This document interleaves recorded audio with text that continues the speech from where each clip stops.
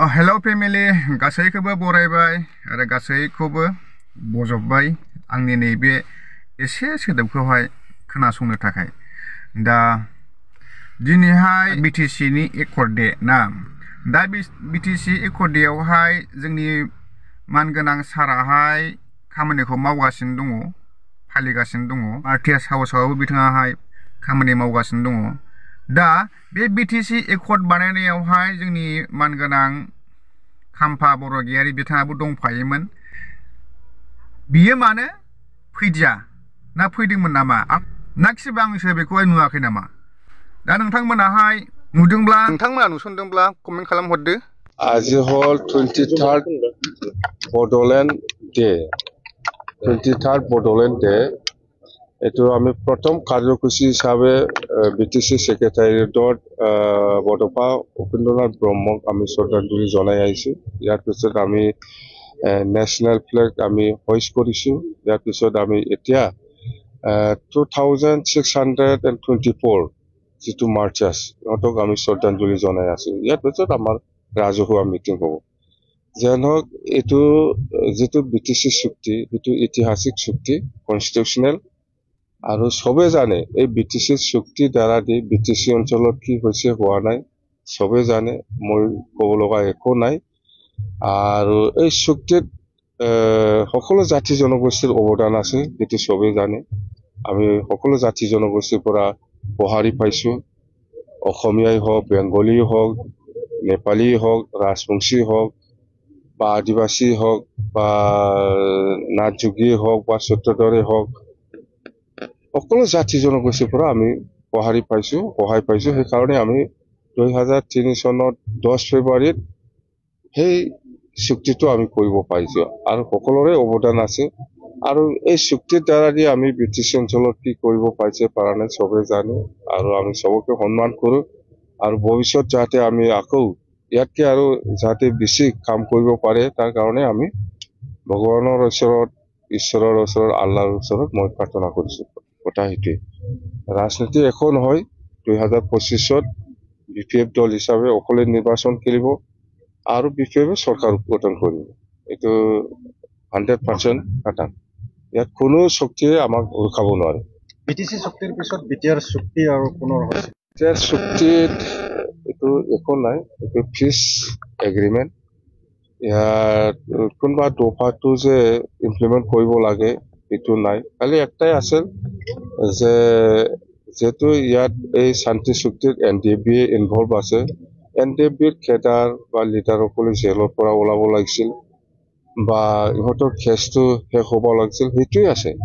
বেলেগ একো নাই, বেলেগ একো নাই ইয়াত। আপোনালোকেই জানে কথা সেইটোৱে। GSPৰ লগত কিবা বুজাবুজি হৈছে নেকি? কাৰো লগত বুজাবুজি হোৱা নাই, আমি আলোচনা কৰিম। GSP যদি আমাক সহায় কৰিব বিচাৰে আমি আদৰি ল'ম, বাছ। খাম্পায়ে UPPLত যোগদান কৰি কালেক্টিভ ডিচিশ্যন নোহোৱাৰ কাৰণে আহিছে বুলি কৈছে। এইটো খাম্পাৰ কথা, এইটো খাম্পাৰ কথা। আজিৰ দিনত 15 বছৰ 17 বছৰ আমি চৰকাৰ চলাই আহিছোঁ একেলগে। খাম্পাৰ কথা এইটো। খাম্পাই বা কি চিন্তা কৰি গৈছে। মুঠতে খাম্পায়ে আমাৰ কাৰণে যে কিবা হাৰ্ম কৰিব পাৰিব সেইটো মই কেতিয়াও ভাবা নাই। একো কৰিব নোৱাৰে, একো কৰিব নোৱাৰে, একো কৰিব নোৱাৰে। মই আছো স্যাৰ, যেহেতু কৈছে কিবা যোগাযোগ আছে, প্ৰমোদ বড়ো যোগাযোগ নেকি স্যাৰ?